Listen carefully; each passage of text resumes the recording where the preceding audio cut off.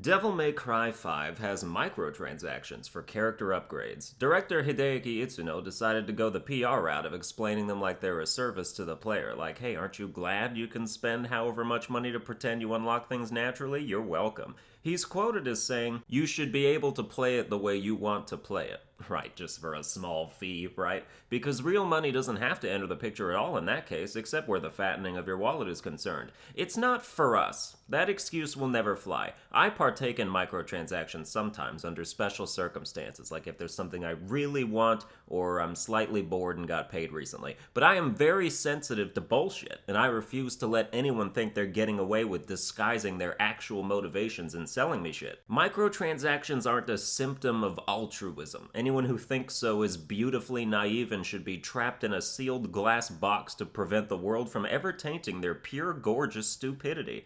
I'm not against microtransactions, I'm just healthily wary of them, and I will call out bad faith crap when I see it. Nobody says crap anymore. It doesn't really have any punch to it. Even if you go for it like, I'm sick of this crap!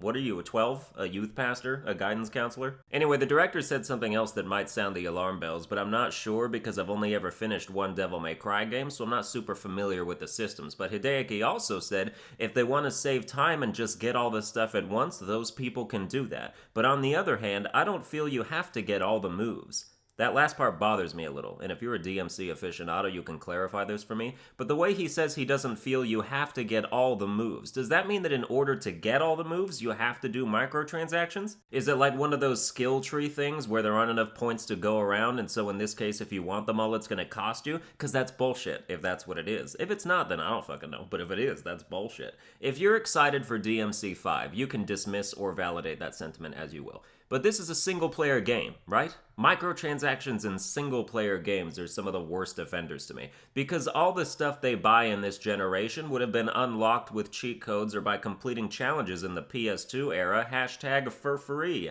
They created a paywall where there didn't used to be one, and we were receptive to it. In contrast to companies making too much money, let's shift topical gears and go the opposite route. Telltale is done. The publishers behind all those episodic games you either liked for some reason or were basically sick of their existence is effectively shutting down, retaining only 25 of 250 employees to finish out the Netflix deal for Minecraft Story Mode. Netflix? Does that mean they're making a show about a game that is basically already a show? Can't imagine why they're closing. I have no sympathy for Telltale. They were the Zynga of episodic games, just mindlessly crapping out adaptations of things that already exist. The Walking Dead, Stranger Things, Game of Thrones. Most of it has just been rehashed to nothing, and their lack of sales hammers it home. I saw a tweet from a former employee complaining about all the unpaid overtime he put in on their projects just to get laid off with no severance. He ended it with a warning saying companies don't care about you, which is true, companies don't, because they're not actual human people. However, upper management and CEOs and tough decision makers who are in fact humans would probably tell you a different story. You can say that their feelings don't matter in the end because they don't change the end result, but most of the time referring to your bosses as heartless or unsympathetic is just your anger talking after finding yourself in a position of loss. But yeah, 225 people were let go, and all projects except that Netflix thing were canceled. This includes The Walking Dead, which apparently is 2 episodes short of being complete, so everyone who bought the season pass is about to get gypped since there's no way Telltale has any money to refund them. I'd say this is why you don't buy season passes, but it's more why you don't buy season passes when the content is entire games. I've talked about episodic games before, saying how I'm not a fan, and this just adds another example of what can go wrong by buying into it. Suffice to say, Telltale shutting mostly down doesn't bother me at all. Episodic games can get the boot. Make the whole thing, like, together. 1 game per disc, please. Unless you're the Spyro Reignited trilogy, in which case 3 games per disc, please. That's part of why Spyro got delayed, reportedly, was the devs convinced Activision to wait till they could fit it all on 1 disc. The date they delayed it to, November 13th, is not a great date to release. As far as same day goes, it's only competing with Hitman 2 and whatever the SNK 40th Anniversary Collection is. Looks like retro Japanese stuff.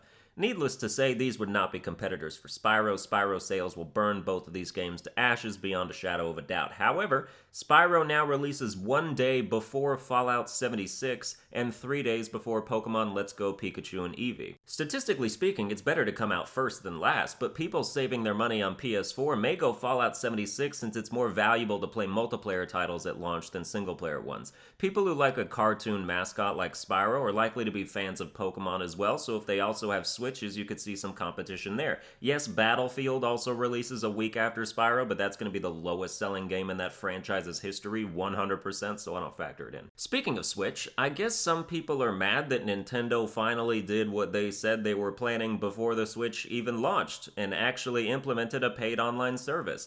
Nobody should have been blindsided by this. If Nintendo had a surplus of time, it would have been the case from the start. The Switch now costs $3.99 a month to play online, which is less than my fucking Funimation subscription I haven't used in 13 months. I just reminded myself to cancel it, actually. Hell yeah. I love anime, I just refuse to watch it most of the time so I don't get sucked in and lose weeks of my life. Anyway, yes, the Switch Online costs a third of a Netflix subscription, and that's just if you get the monthly plan. You can pay $20 for the whole year, which is like getting 7 months for free on the monthly plan. I actually just realized I bought the monthly plan by accident. I gotta go change that shit. I'm back. I just changed that shit. So yeah, it's cheap. Voice chat needing to be on some companion app is stupid. Like, has Nintendo heard of Discord? Because that's what people are gonna do. It's what I do. And if you're on the go in public, you shouldn't be talking to anyone anyway. Nobody likes loud cell phone talkers, and nobody likes people yelling about Fortnite on the subway. Also, stop asking me about my channel Discord. It doesn't exist. It was shit, and I don't want to be even mildly associated with it. I've addressed it several times, and the same people keep asking like I didn't just address it right in front of your dopey deaf faces. STFU, please. Thank you. Well, that's gonna do it for this episode. I hope you enjoyed it. Follow me on Twitter as Sunburned Albino, do Patreon and all that. Comment gaming news you think I should talk about. I'll see you guys next time.